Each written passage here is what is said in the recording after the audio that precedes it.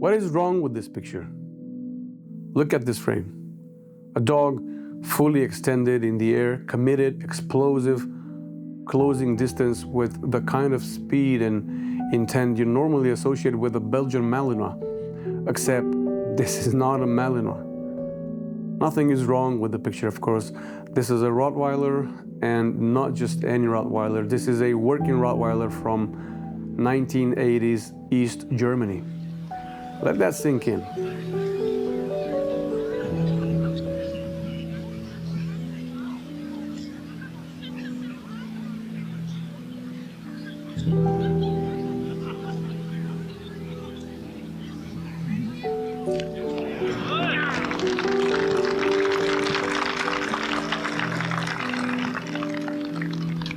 What you're looking at in these old DDR Schutzhund tapes isn't just nostalgia. It's not just grainy footage from another time.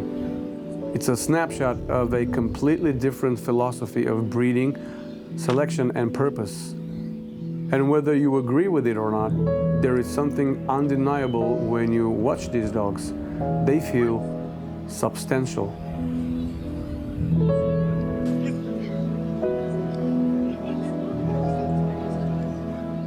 Compare that to many modern Western lines. Especially in certain circles, you'll often see slightly lighter frames, more refinement in outline, emphasis on speed and efficiency. Now, to be precise, this isn't about dramatic differences in size or weight. DDR dogs were not giants. They weren't massively larger animals. The difference is more subtle and more structural. What stands out is how the dogs are put together. Bone that appears denser, not necessarily bigger, frames that look more compact and load-bearing.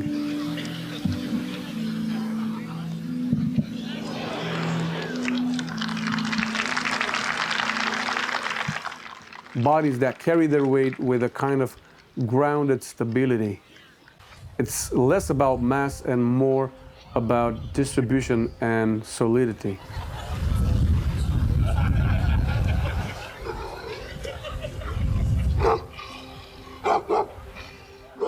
They give the impression of durability, not because they are dramatically heavier, but because they look structurally resolved.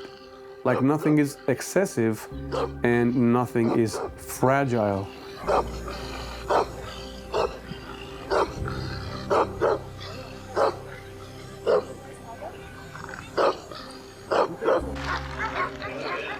This didn't happen by accident. The dogs of East Germany were shaped under a very specific kind of pressure, one that is difficult to replicate today. The system, whether state-run, state-influenced, or tightly regulated, was built around a simple idea. Function first, always. Not appearance, not market demand, not sport titles for prestige, but utility. Dogs were evaluated based on nerve strength, environmental stability, physical durability, ability to withstand stress, repetition, and pressure. And if they didn't meet the standard, they didn't contribute genetically. Simple as that.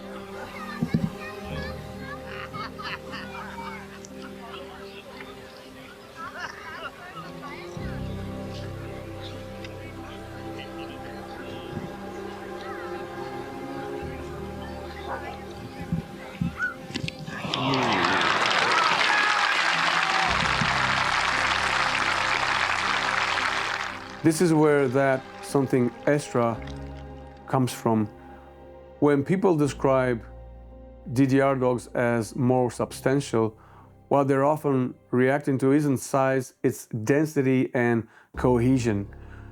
Dogs that feel physically connected front to back, dogs that absorb impact without looking loose or overextended, dogs that bring force into engagement without looking stretched or exaggerated. And that creates a very specific visual impression. Not bigger dogs, but dogs that look harder. Let's go back to that opening image. A Rottweiler launching like a Malinois. Today that looks unusual, almost contradictory to how people categorize breeds. But in that moment, in that system, the expectation was not what is typical for this breed. The expectation was, can the dog do the job?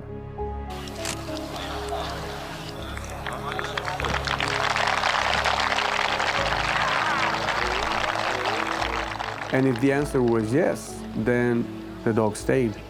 If not, it didn't matter what the pedigree said. Now, to be clear, this isn't about saying one side was right and the other wrong, but the trajectories were different. In the West, especially with the rise of structured sport like Schutzhund, precision became critical, control became critical, predictability became critical. Dogs were selected for trainability, clarity in behavior, ability to perform under rules, and scoring. And that produced a different kind of animal, a highly capable one, but different. Because here's the reality, you rarely get everything at once.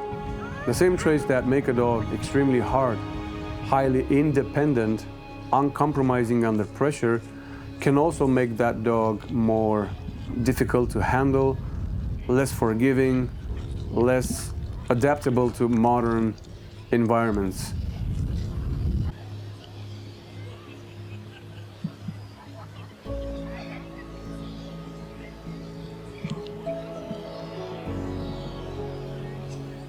So what you see in DDR dogs is not perfection, it's specialization. But it's a kind of specialization that today feels rare. When you watch that old footage, something stands out immediately. The dogs don't look like they're performing for points. They look like they're engaged in a task. There's a seriousness to them, a weight not just physical but mental. And that creates the impression, whether fully accurate or not, that these dogs were more real, more grounded in function, less filtered. And this is important. A lot of what you're reacting to is structural clarity, joints that look stable under load, movement that stays compact and purposeful, frames that don't rely on exaggeration to function. These dogs don't stand out because they are larger, they stand out because they look built to hold up under pressure, and that's a different thing entirely. So were DDR dogs better? That depends entirely on what you mean by better. But were they tougher in certain ways, more structurally grounded and more singularly focused on utility? In many cases, yes. And that's why that image, the airborne Rottweiler, stops you, because it breaks your expectations. It reminds you that what we see today is not the only version that ever existed. So again, what's wrong with this picture? Nothing. This is a Rottweiler. This is East Germany, not a myth, not an exaggeration, but a reminder of a different kind of selection. Not just can the dog perform, but will the dog engage for real under pressure without hesitation when it's no longer a game? Not just can it work, but will it hold, push, and engage when it's no longer controlled, no longer predictable, and no longer safe?